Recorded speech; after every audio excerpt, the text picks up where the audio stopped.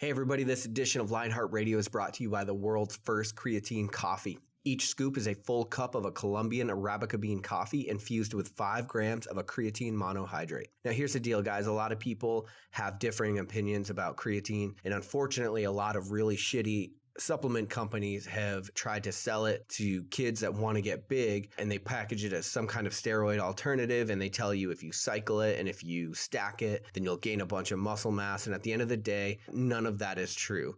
What is true is that it's one of the most studied and beneficial supplements on the market for strength, recovery, and endurance. So whether you're a runner, whether you are a strength athlete, or whether you're somebody that wants to enhance cognitive function and just feel healthier in everyday life, a pharmaceutical-grade creatine monohydrate is going to help get you there. Go to www.creatinecoffee.com to learn what all the hype is about. And now, on to the show.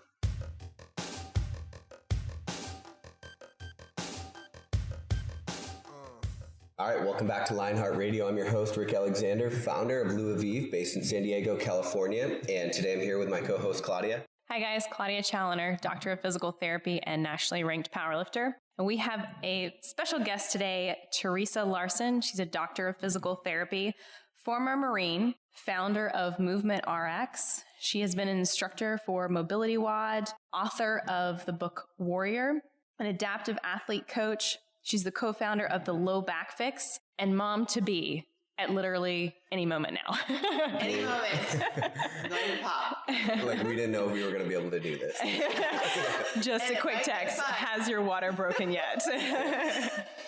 So I think what we should do is go through the warrior story so that everybody listening can kind of figure out or get an idea about where you are coming from.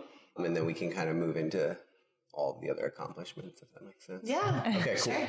So warrior story is something... Well, 5 years ago, I was approached by a ghostwriter. If you've ever heard of a ghostwriter, he's not literally a ghost. He's just someone who likes to write other people's stories.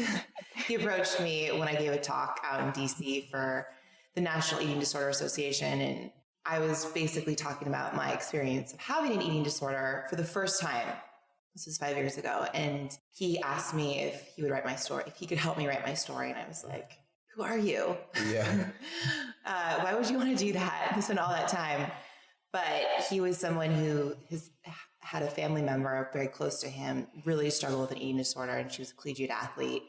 And he's like, I just think people really need to hear this story because there's so much disconnect with people understanding what eating disorders are like. And there's a lot of very driven women and men who have them, but there's a lot of shame behind it. So once...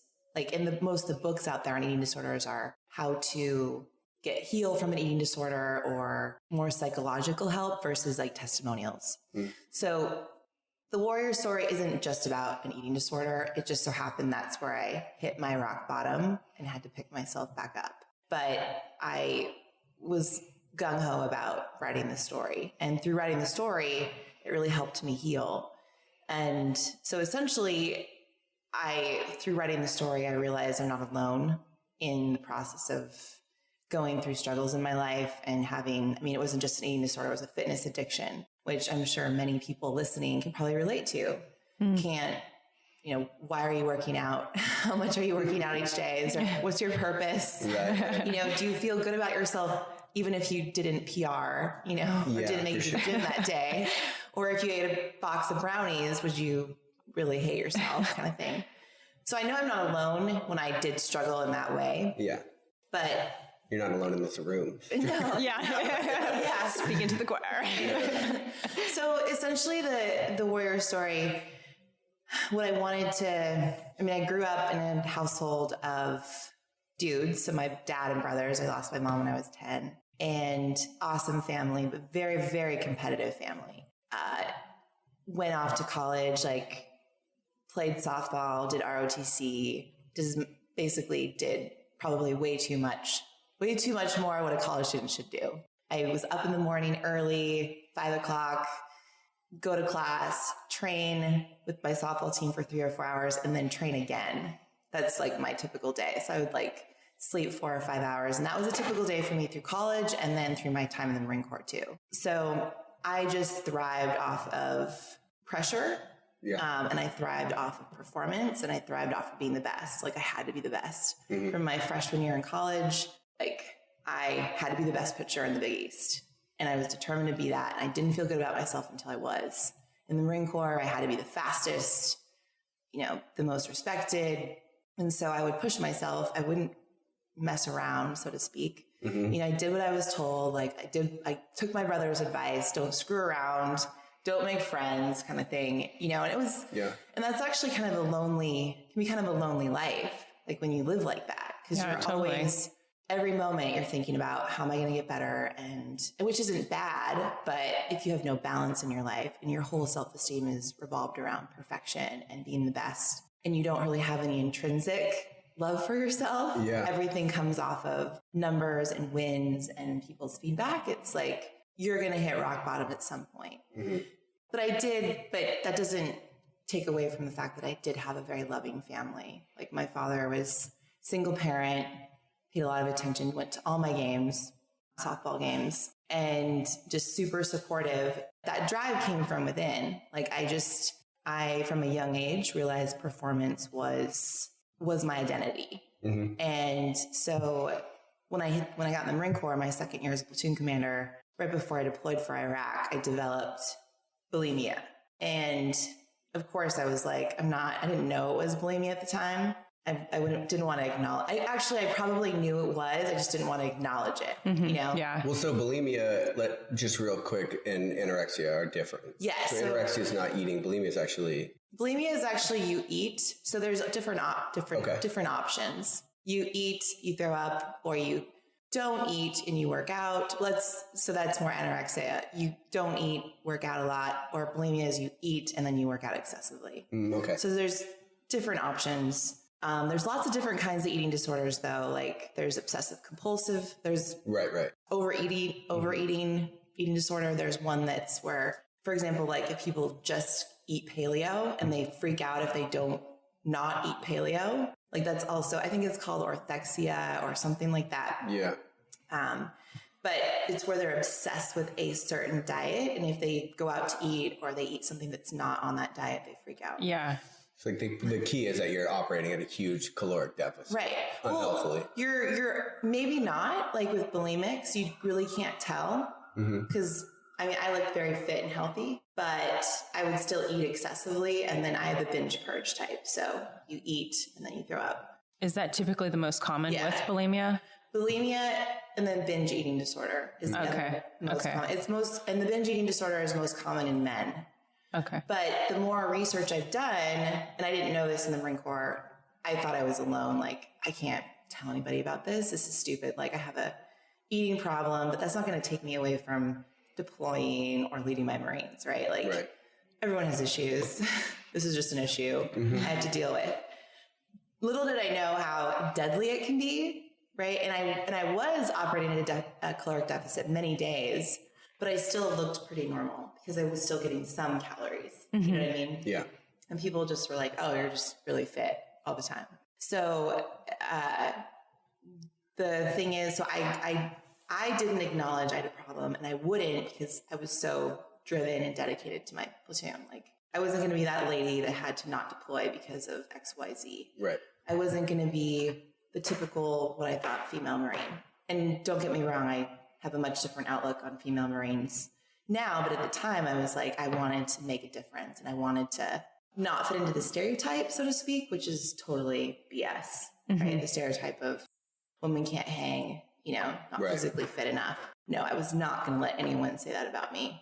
So I deployed with my Marines and was not exactly in a desk job, so to speak. I was an engineer. Well, is that what your job? You're a combat engineer. Yeah. So I got to do a lot of cool things, do a lot of things that a lot of women weren't supposed to be doing, so to speak, at that time. This was in 2005. So women weren't acknowledged by Congress to be in combat yet. However, as you know, being in Afghanistan, Iraq, there's really no front line. So as an engineer, you go out of the wire, anything could happen, right? So, our job was support and building FOBs, forward operating bases for the Army. We did work with First Recon out there quite a bit. Do a lot of route clearance as well? As in landmine clearing? Yep. Yeah. So And we were a big part of the first Iraqi election. And then for me, because I was like 6'1" and a more intimidating woman out there at Camp Fallujah, they had me do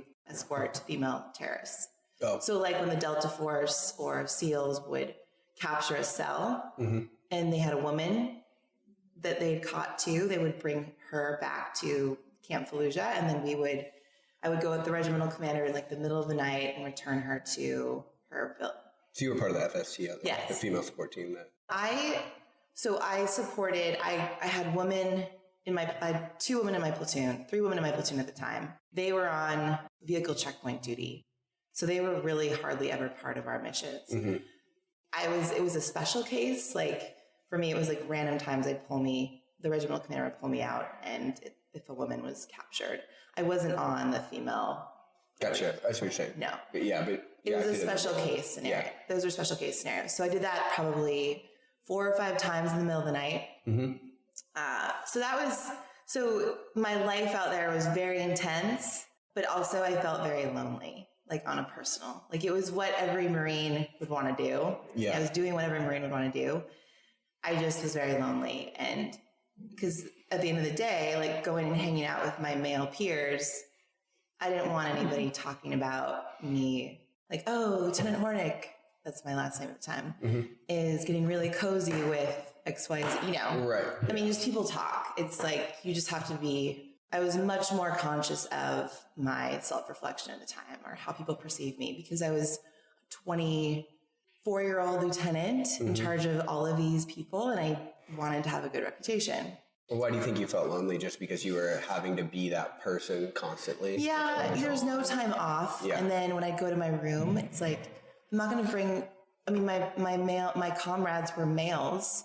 I'm not going to bring them into my room, right? My Marines were we all lived so close to each other, and actually right next door. Mm-hmm. So it was like, you had to be careful of who and how you hung out.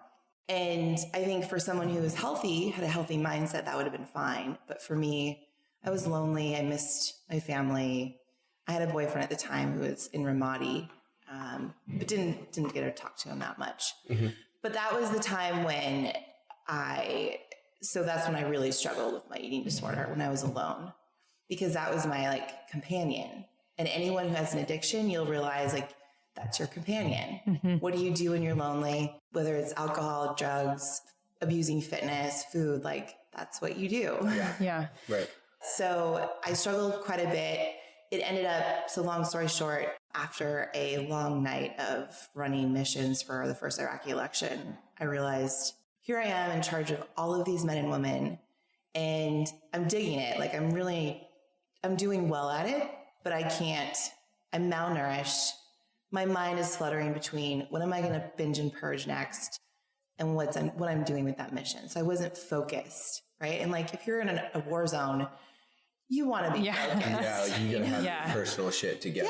Yeah. And so it wasn't fair. Or it won't be together and you have to ignore it completely. Right. In order to be effective. Right. So I realized that, okay, I gotta turn myself in, ask for help. And no one would ever have known I had a problem until I asked for help. Mm-hmm.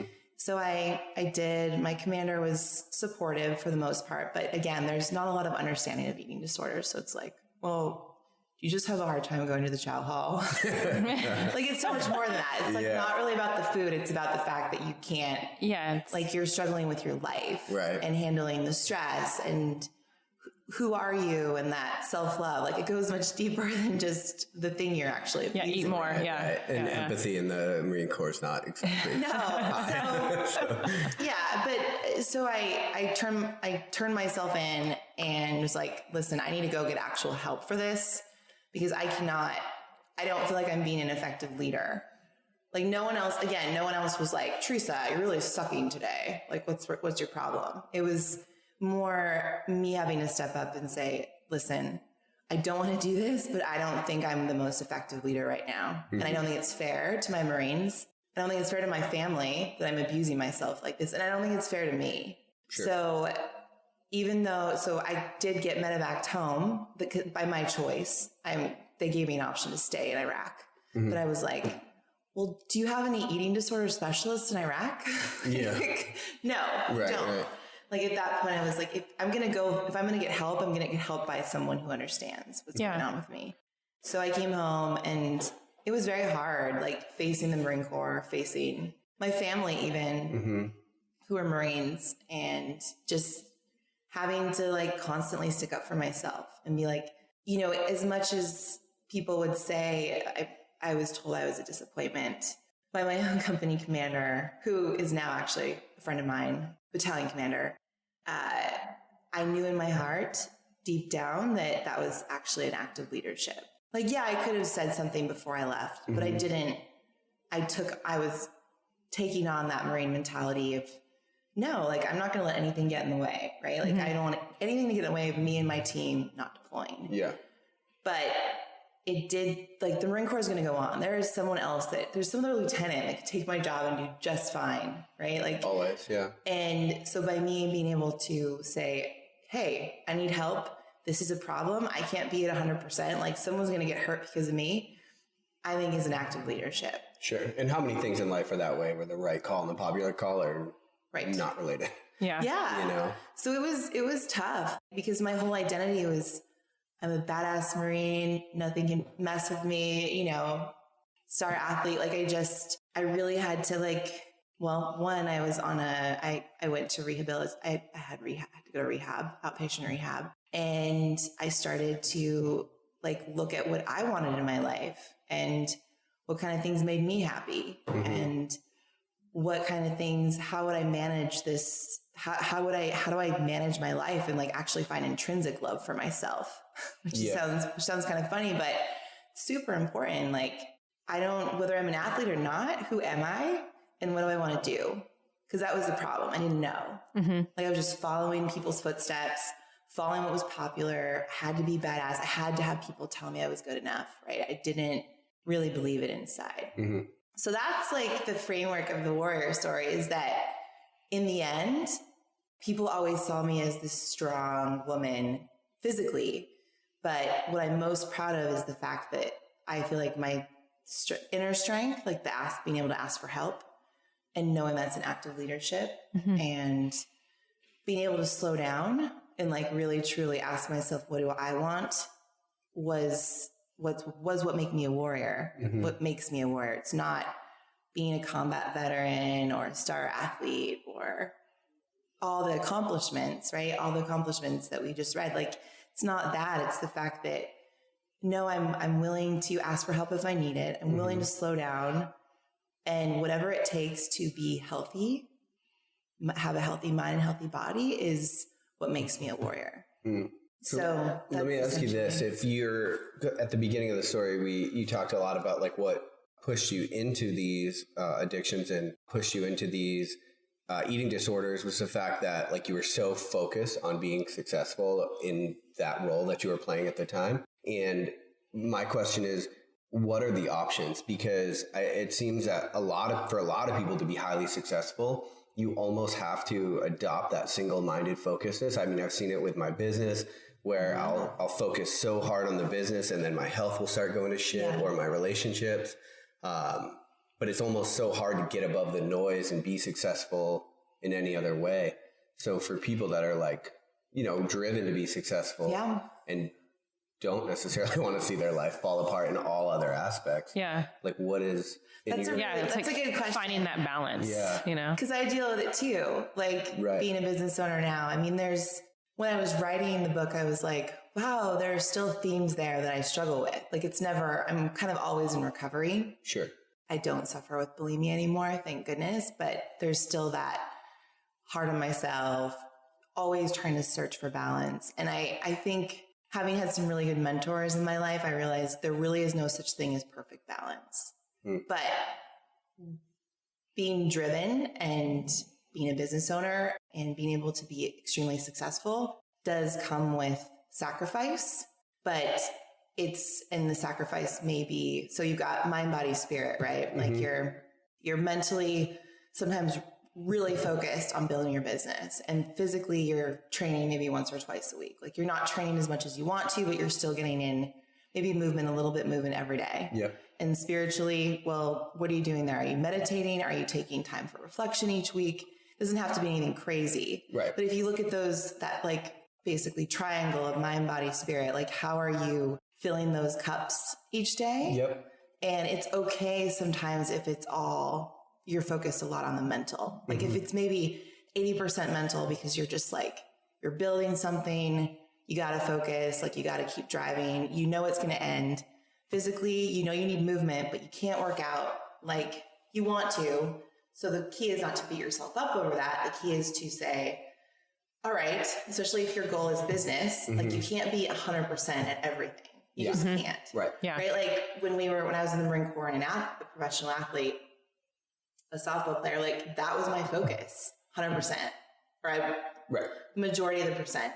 Now it's more being a successful business owner, and then it's in a week or now, mother. But like that mom role's coming in hot. Yeah, that mom.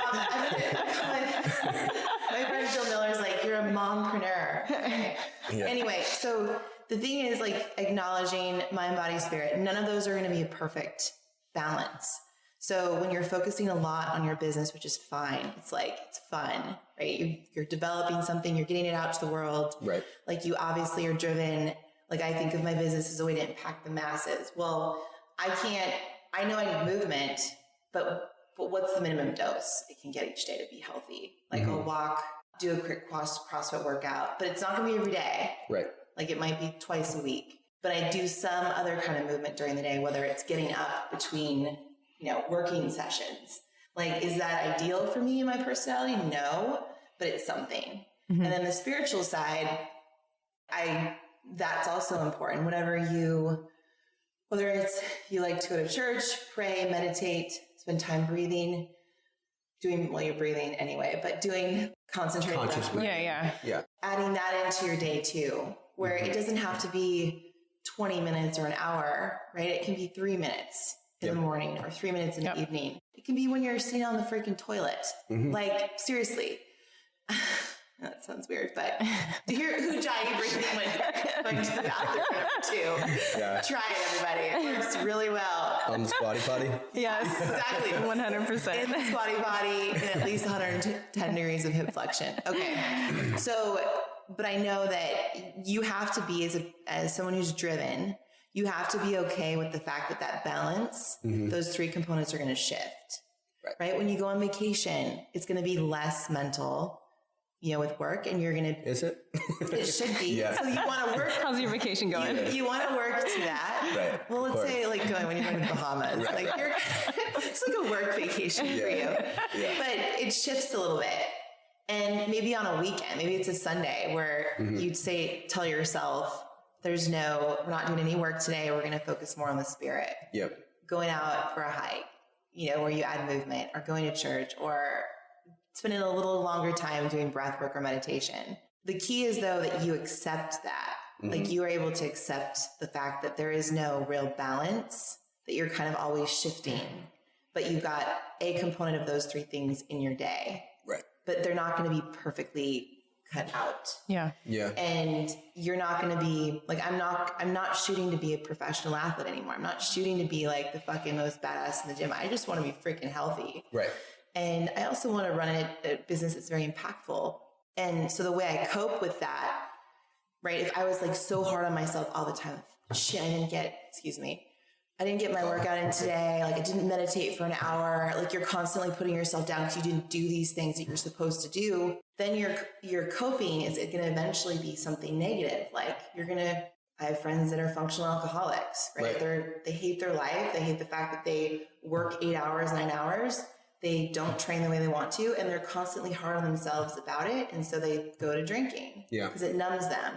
Or you watch too much TV at night because it numbs you. You don't connect with your partner, or you eat too much. So the key is like you learn to accept the fact that there is a shift in balance every day almost. And that you have to, by that acceptance means you're going to cope more efficiently with the ebb and flow of your life. Yeah. And as long as you are being diligent about what you want and leading your life, like right now, I'm very business oriented. as long as I'm okay with that, I'm not beating myself, that I'm not working out every single day the way I used to. Okay, I'm good. If I was beating myself up, I'd be more likely to cope in negative ways. Right. Mm-hmm. So it's that being gentle with yourself. And the, successful, and everyone defines success differently, but oftentimes you'll find like John Maxwell, for example, top leadership coach in the country. He has a structure to his day. He wakes up, he does prayer. So it could be meditation for some people. He writes, and then he gets at about noon, he starts to actually engage with other people. So he has this plan of what's healthy for him. And it allows him to, he's being authentic. He's being pointing on what he wants, and his ability to cope with his life. Like, he doesn't have any negative coping mechanisms because he's developed his day realistically of what his focus is. But he makes sure to get mind, body, spirit things in every day, even if it's like 3% spirit, 90% work. Yeah. Does that make sense? Oh yeah. Oh, that's a great visual just to think about that. And for people that are really driven, because I think you constantly beat yourself up because you're not 100% in all of those categories. So it's nice to kind of just keep that in the back of your mind all the time, making sure you're getting somewhat of a piece to each of it. Yeah. Yeah, definitely. Steph Gaudreau is a good friend of mine, and we've talked about it quite a bit. Like, she's a competitive lifter. The stupid easy paleo. Yeah. And it's been a shift for me because running a business, I was finding that I was beating myself up for not, and here I'm in the CrossFit world and working for MobilityWOD, like, I'm teaching all these seminars, but I am not working out by any means the way I used to. And I would beat myself up for that. But because I was reflecting a lot, I was doing a lot of reflecting on the spiritual side. I realized I don't want to actually work out the way I used to. Right. I'm in a different phase of my life. Like, I'm in a phase where I can impact so many people with the work I do and the people I work with. So that's my focus. And then the working out, I still want to work out, but how am I going to do it where it's healthy for my body and I maintain, a healthy body and movement, but I'm not like beating myself up. So the two things that I've on this front. One is Jason Khalipa. I heard him talk about this, which is being completely present in the things that you're doing, like be all in. And it sounds cliche, and it's probably found itself on a shit ton of Instagram memes, but it makes a huge difference. So if you only have 10 minutes to focus on whatever activity, but if you're checking your phone or going back and forth in Windows, right? Like 10 minutes of email, like me catching up on email versus 10 minutes of me emailing on my phone and looking at Facebook, like those are all, like, you could be way more effective. Like, there's actually more time to squeeze out effective work in your day than you even think there probably is. Yes. They actually did NPR did a TED Talk on happiness and people that are present in the moment and actually focus on whatever task. It can even be stuck in traffic, but you're actually focusing on that or focusing on whatever you're doing. It can even be like a negative activity, but if you're full and focused on it and present, then it actually makes you happier. Right. Yes. Yeah. That's a great, I think Harvard put out a study as well years ago about it. And it's like when you can be whether you're cleaning toilets or on email, if you're present, you are going to be happier. Yeah, absolutely. I mean, so I'm currently active duty still, and we were talking about this before the show. I don't get out of the military officially until December.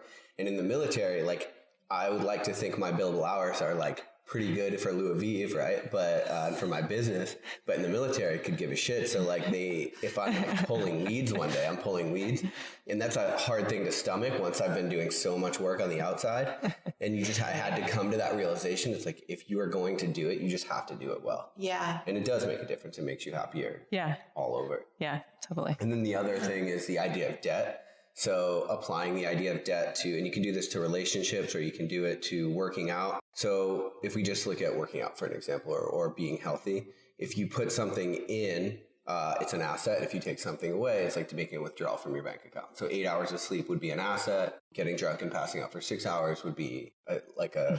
Right. Yeah. Right. And the idea is that you can at least keep a positive account balance, because eventually once you pull so much out, like a negative account balance in health looks like tissue damage or torn muscles or joints or whatever that is. But looking at those other areas and just trying to keep them in the positive, for me, has kind of helped. Yeah, that's a nice analogy. Way to look at it too. Yeah. And same with relationships. Like you can really like apply that to anything, I think. So the thing that I've also, any driven person, I would challenge them to think this way too. Just why, so with work, for example, like I do find a lot of fulfillment in the work I do, but why am I working? You know, what is the point of me working? Right. Like running your own business, you could put in mass amounts of hours a day, and sometimes it's aggravating and sometimes it's great.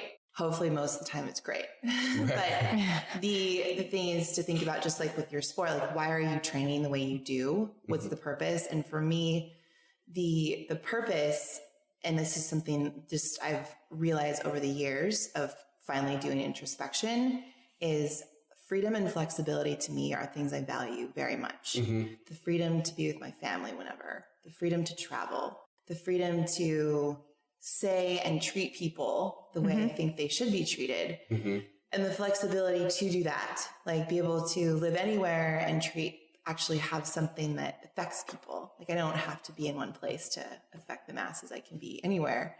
And so those things drive me, because the freedom and flexibility gives me more time with my family, the people I love. Yeah. And so that helps drive me in my work versus just making money, or just, you know, like the focus isn't just money. It's not just like popularity. It's freedom and flexibility to be with the people I love. Because at the end of my life, and even if the end of my life was tomorrow, I don't wish I worked more. I wish I spent more quality time with the people I love, and I was more present. And of course, realistically, like there are days where you're like, wow, I just worked so much and did not spend one moment and talk to anyone I love or do anything fun. Right. But hopefully most days aren't like that. And you can create a life where, you have this business endeavor, but life is a marathon. It's not necessarily a race. Right. And you can get it done. But why are you working so hard? Right? Don't forget to tell your family you love them. Don't forget to take those vacations to visit them. Don't forget to take a Saturday and Sunday off so you can like regroup. Yeah. And that's, I think, maybe the spirit side of it, is remembering what you're working for. Is it because you're trying to compete against your buddy and make more money than him? Is it because you're trying to go on Shark Tank? Like, what's the depth? What do you really want? Right. And for me, it's that freedom and flexibility to be able to be with my family, support my family, and explore the world. Like, I never want a lot of things. I just love to travel and continually work on being in the present. And so that's the passion behind the work I do. It's like, okay, well, I find it fulfilling, but at the end of my life, I'm not going to think, wow, the low back fix, that was so successful, and movement arcs. Like, I'm going to think, I'm so happy I spent time with my loved ones, and I was able to be there for my kids versus, always working. Right. So being a high performing individual and having the accomplishments that you have, I feel like, you can correct me if I'm wrong, but they almost force that existential crisis, because they're like, there comes a point where you're working so hard and you're like, and sometimes you're not always making traction, and that's what people don't get. It's like, just because you're putting in the work, you're not always going to get the results you want to get, even if you're putting in the work and you think it's the right place. Timing, there's just a lot of things that go into being successful, and you have to, and sometimes you have those come to Jesus moments where you're like, why am I even putting in this work?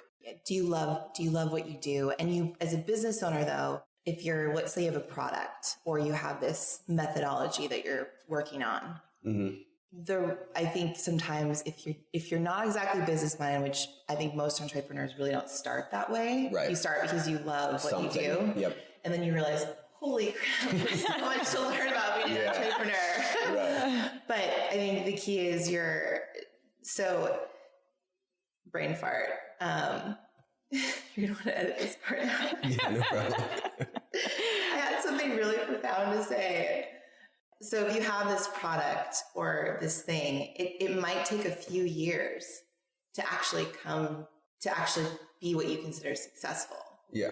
Right. So like developing, let's say this low back fix digital product. It's a new way of thinking out there. There's other competitors we have. And I can't expect, which I did right away, that this would be like the most successful thing. Right. Like year one, it's going to be kick ass and it's going to support, be financially supportive. Mm-hmm. I need to look 5 years down the line. Like, what kind of work is it going to take to build this for 5 years down the line when it's actually is creating enough revenue for us and it's providing me more freedom and flexibility for my family, et cetera. And I think a lot of people think reactive short term because of the lack of focus. Like you can focus for a day and 2 weeks, right? But can you focus for 5 years on something you believe in? Can you focus for even a year? Yeah. And that's where the mental strength and that digging deep comes in. You're going to want to have another means of income, right? If you aren't making money yet. Yeah. But I have those people that do make it are the ones that have that long-term, what am I going to sell this? Like, this is what I want to sell it at in 5-10 years versus like, crap, I didn't make money month 1 or 2 or 3. Well, that's pretty realistic. That's pretty common. Yeah. The amount of people that are getting really excited. And I think just because I own a business, so people are always coming to me for advice that are starting a business and they're so excited. And I always try to weather expectations. Like, you're not going to open your door and be Amazon. And people are like, just can't hear it until they do. And then they that was me, like with Louis V. I launched it and I'm like, yes, I'm about to be a millionaire. Yeah. Nothing. Not a goddamn thing.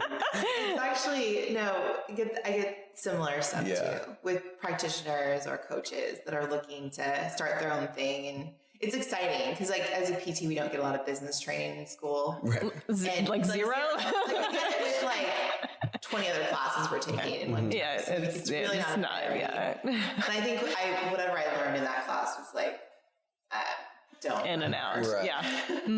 But that is a passion of mine, is to like be able to inspire other practitioners to start their own thing or develop their own brand, because it is empowering. You know, when you start to build your own clientele and you realize, wow, I don't have to work for a medical company or it's empowering. And I think the practitioner world is where I want to focus my efforts eventually with the business type training. My husband's actually the mastermind behind that, not me.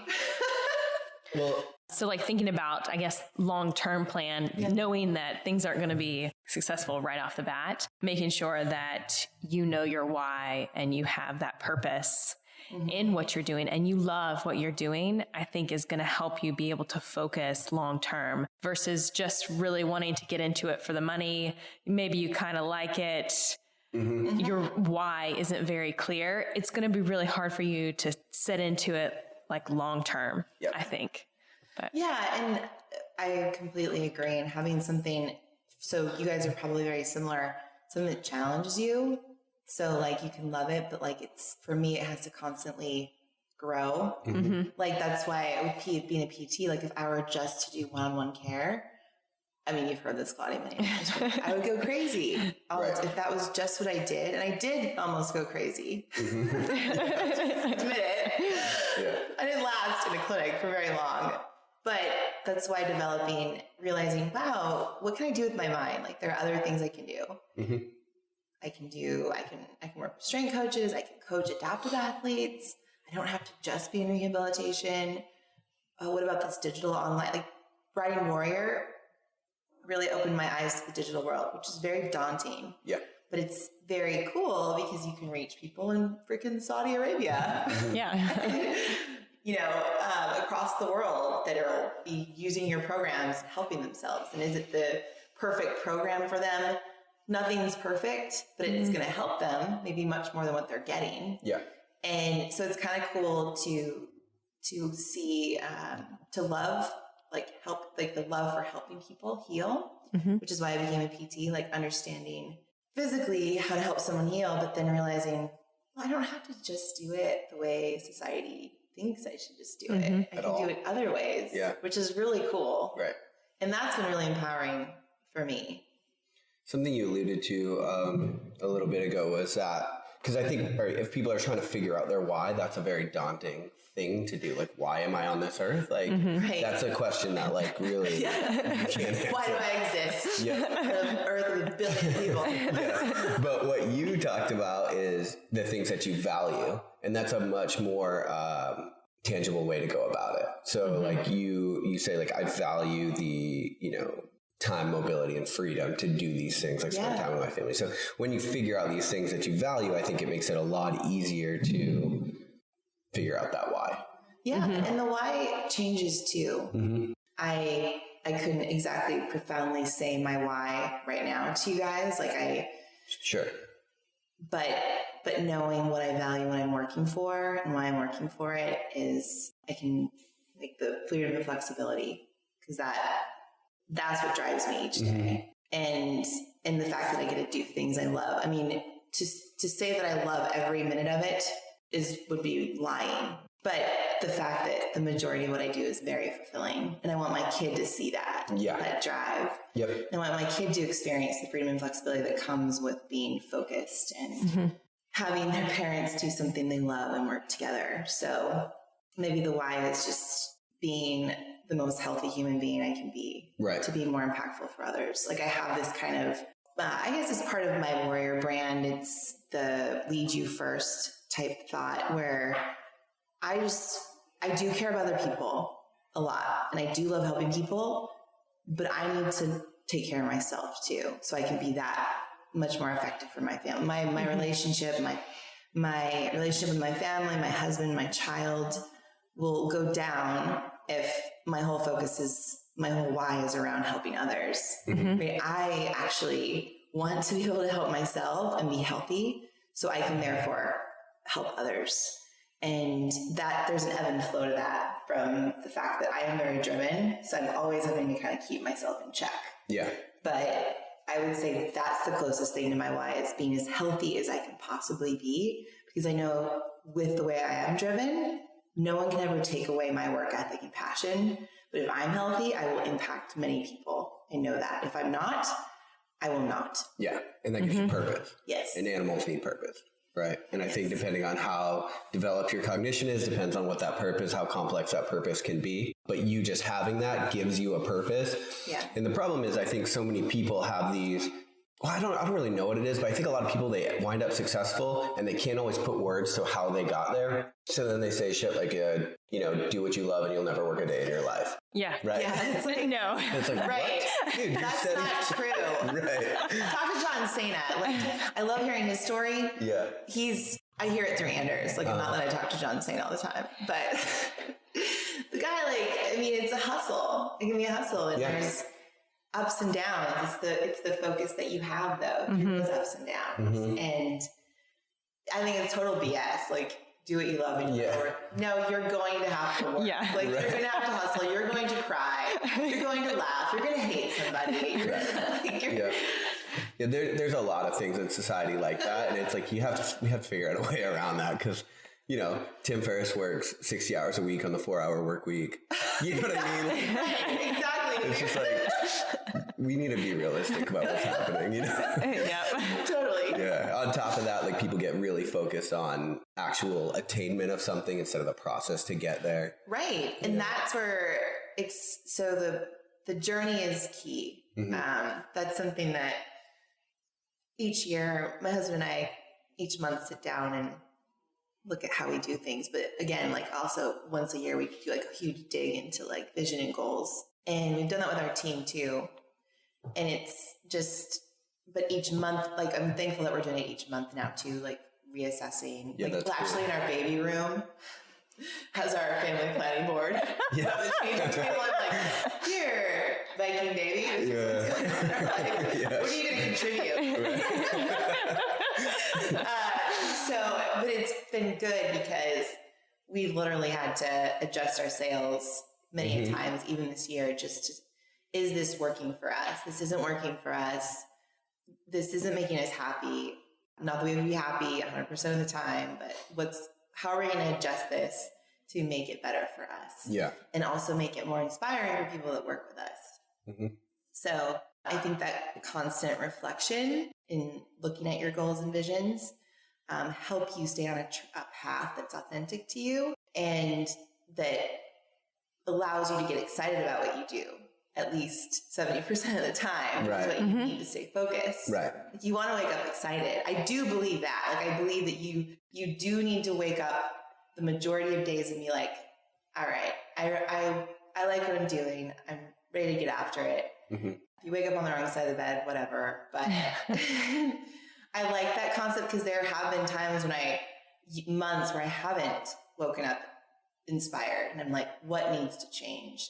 And being able, instead of going to get medication for the fact that I feel low, it's what do I need to change in my life to help me feel inspired? Yeah. And that's where the monthly reflection of, all right, how are we going to adjust our sales with Movement RX or the low back fix or, whatever. Yeah. Or how we interact. Yeah. Yeah. Even with low back fix, like if you were like, oh, I want to have a digital marketing platform that makes millions, like probably you're not going to last long enough in order to do that. Right. But since your thing is, creating value in a different way to people online, like that'll allow you, in my opinion, to go longer and reach more people. And, Yeah, totally. And also create a product. What I want isn't necessarily what people need. So being able to understand that, like as I go through, being able to shift and say, all right, this is what, this isn't working out so well. How can we change that? Yep. And being open to change, not just being so stubborn that, no, this is the way we're doing it. Yeah. This is what the research says. To all you trolls out there. Research isn't everything. Yeah. It does help. Yeah, but a lot of people are like, oh, I want to start a business that does this. And I'm like, no, you want to start a business that serves a need. Otherwise, you don't have a business. Yeah. You gotta find the problem and then start to fix that problem. It's like practitioners running a business or there's a lack of understanding, or gym owners running a business. There's a lack of understanding of all that goes into it. Like you don't just, you start a gym and you're like, I love to work out, so I'm gonna start a gym. Yeah. Well, that's great for about a month or two. And then you realize, oh shit, bring people in the door and keep bringing people in the door. Yep. That business side of things is, has been super interesting to like study and learn, especially with my husband who's got more of a mind for it. But there's a huge problem in the medical world with that. Because we have gone building partnerships. It helps to go build partnerships with people who understand business. When they don't, it can be like pulling teeth. And so we're like, okay, one day we're going to have this like business training program for practitioners, because that'll only help the problem, Yeah, for sure. Yeah, and that product market fit and what you want isn't always aligned. It's usually not. So what with low back fix, what is that? So the low back fix is actually something that kind of, so Anders Varner is, so I used to do one of my mobile locations for Movement RX with San Diego Athletics. Okay. And I started there probably 3.5 years ago. But last year, Anders had worked with a lot of people who had low back problems. Like he was doing personal training. And obviously we see a lot of people who also have low back problems. Yep. And he was like, oh, I want to create this online. I'd love to have a seminar and then create this online program somehow. But I'd like to be able to do it with a physical therapist like you. And so I was working with him a lot on like mindfulness and breath work and stuff. And he was working with me on some like coaching, like how to better cueing for athletes and whatnot. Yeah. Because a lot of the athletes we work with are going to be training. So what's a more effective way to help them be more efficient with their movement? But we came together and built this 8-week long, called it the Low Back Fix digital program. We had to film a bunch of videos and made a little stuff, like a lot of videos. We now have 52 weeks of videos. For low back pain? They're all, well, so I'll explain the program. It started with just this 8-week long program. And basically my piece to it was the down regulation type stuff where I know, since I'm not seeing someone, I know I can't. The program isn't going to be necessarily individualized. Can't diagnose a problem.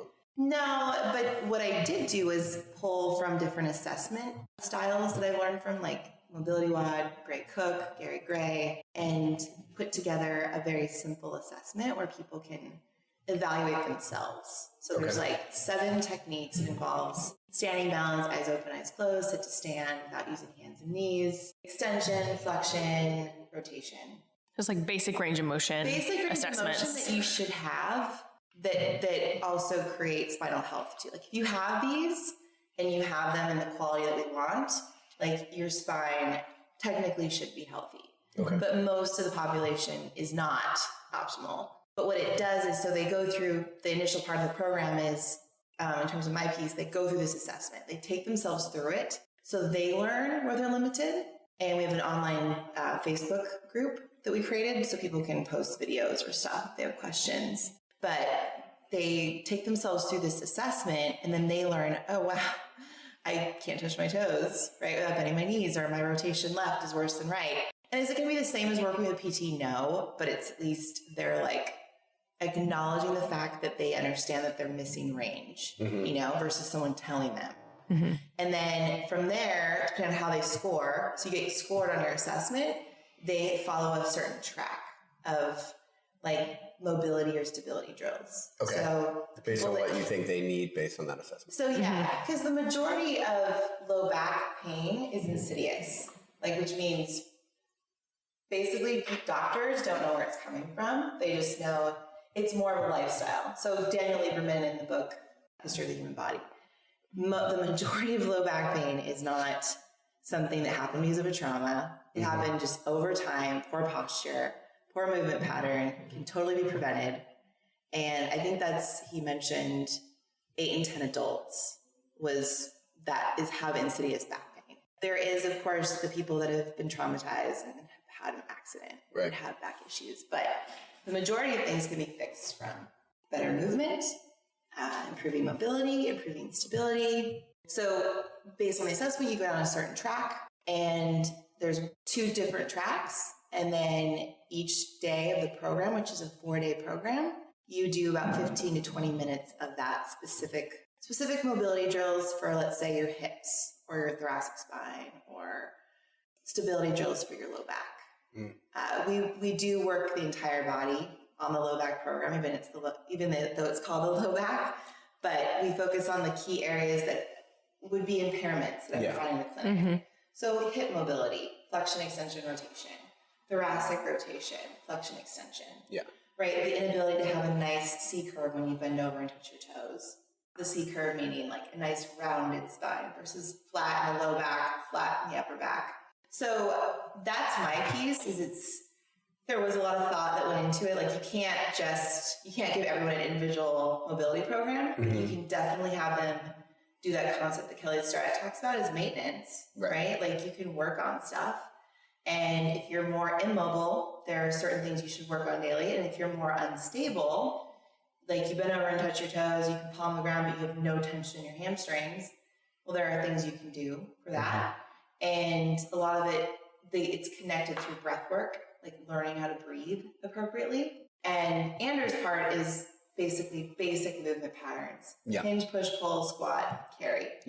He puts a bunch of drills in there that make sense with enough. So usually the rep range in sets are enough to get done in 45 minutes.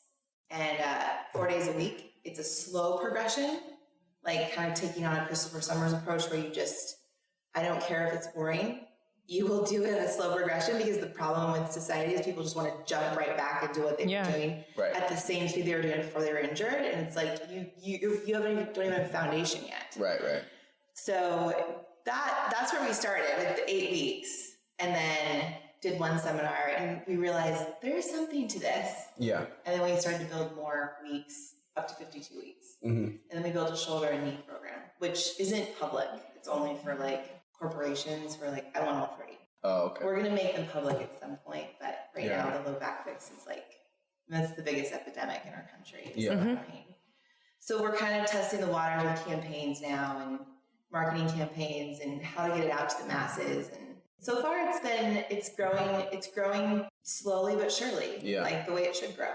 But it's been cool for me coming from a standpoint. I mean, I'm not using my mind like I would with a one-on-one, but it is cool to be able to use what I know and impact people across the country who would want to work with me And if I can, tap into 1% of the billions of people that have low back pain a year, that would be awesome.